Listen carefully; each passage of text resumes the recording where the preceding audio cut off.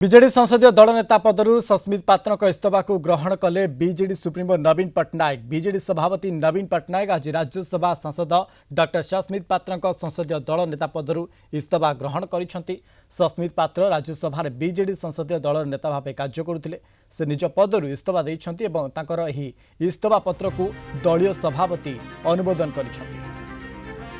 प्रीतिकांत नायक Bhubaneswar bureau head आम सहित phone जोड़ी। प्रीतिकांत राज्य राज्यसभा सांसद डॉक्टर सस्मित पात्रंकर जो भाव में ये इस्तीफा पत्र को ग्रहण करिसेंती बीजेडी सुप्रीमो नवीन पट्टनायक। देखु राज्यसभा संसदीय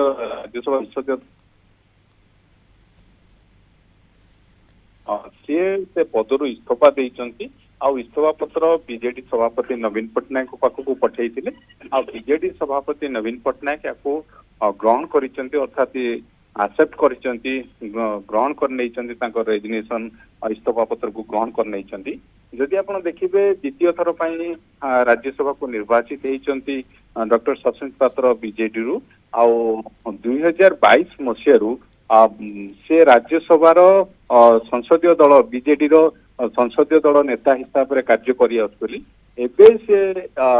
पदर इस्तीफा देते आउ इस्तीफा को ग्रहण कर बीजेडी सभापति नवीन पट्टनायक। किंतु मन सब बड़ कथा हूँ 6 जन विजु जनता दल सदस्य राज्यसभा अच्छा आपड़ जानते निकटरे संतृप्त मिश्र सी राज्यसभा को निर्वाचित होती पूर्व सस्मित पात्र थिले से बड़ी सुलता देव मानस मंगराज शिवाशीष खुंटिया एमाने समस्ते राज्यसभा सदस्य थे अच्छी आउ एबे नुआ करके विजु जनता दलर जो सदस्य जो राज्यसभा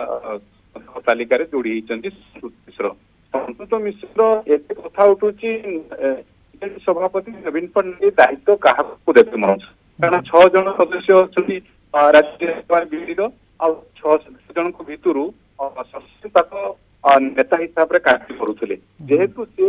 पद छाड़ी पदर इस्तीफा देती आ बीजेडी सभापति नवीन पट्टनायक पाखक अनुमोदन कर प्रश्न उठू राज्य बीजेडी संसदीय दल नेता किए हम तेणु एवं आप देखिए